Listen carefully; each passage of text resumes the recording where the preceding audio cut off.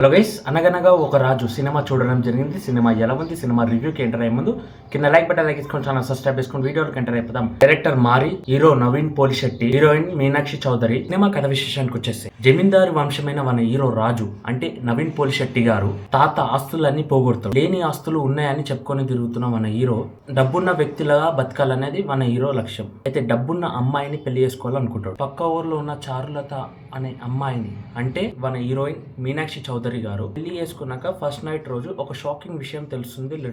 తెలిసినాక ఏం జరిగింది అనేది ఈ సినిమా కదా. ఫుల్ లెంత్ ఫ్యామిలీ ఎంటర్టైన్మెంట్ అని చెప్పుకోవచ్చు. సినిమా నాకు ఎలా అనిపించింది అంటే ఫస్ట్ హాఫ్ నుంచి సెకండ్ హాఫ్ దాకా 3 ఏళ్ల కష్టం కనిపించింది అని చెప్పుకోవచ్చు. నవీన్ పోలిశెట్టి గారి యాక్టింగ్ మాత్రం నెక్స్ట్ లెవెల్, ప్రాణం పెట్టి నటించడం జరిగింది. సినిమాలో ఫ్రెష్ యాక్టింగ్ చేయడం జరిగింది. ఆర్గానిక్ ఫిలిం అని చెప్పుకోవచ్చు. ఆర్గానిక్గా ఎలాంటి డబుల్ మీనింగ్స్ లేకుండా సింపుల్గా అన్న మాట కాదు, చాలా చాలా ఎఫర్ట్ పెట్టాలి ఈ టైప్ ఆఫ్ సినిమా తీయాలంటే. 3 ఏళ్ల కష్టం క్లియర్గా అనిపించింది. సినిమా మాత్రం బాగుంది.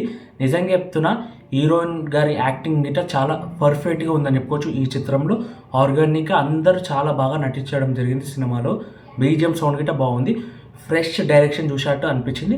ఫస్ట్ హాఫ్లో ఒకలాగా సినిమాని తీసుకొని సెకండ్ హాఫ్లో డిఫరెంట్ వేగా తీసుకోండి అని చెప్పుకోవచ్చు. సినిమా ఫస్ట్ హాఫ్లో ఒక దగ్గర కొద్దిగా లో అనిపిస్తుంది, సెకండ్ హాఫ్లో స్టార్టింగ్ కొద్దిగా లో అనిపించిన దాని తర్వాత గుంజుకోబోతే సినిమా మాత్రం నెక్స్ట్ డైరెక్టర్ మారి నెక్స్ట్ లెవెల్ డైరెక్షన్ చేయడం జరిగింది. సినిమా బాగుంది. రివ్యూ చూసి ఎంతమంది సినిమాని చూస్తున్నారు ఒకసారి కామెంట్ చేయండి. ఫుల్ లెంత్ ఫ్యామిలీ ఎంటర్టైన్మెంట్ అని చెప్పుకోవచ్చు. ఇలాంటి సినిమాలని థియేటర్లోనే ఎక్స్పీరియన్స్ చేయాలి. నా మాటలు మీ అందరికి ఎలా అనిపించాయి అనేది ఒకసారి కామెంట్ చేస్తూ ఇక మన ఛానల్ సబ్స్క్రైబ్ చేసుకొని లైక్ చేసుకోండి. మరికి నేను అప్డేట్ చేసుకోవడానికి జై హింద్.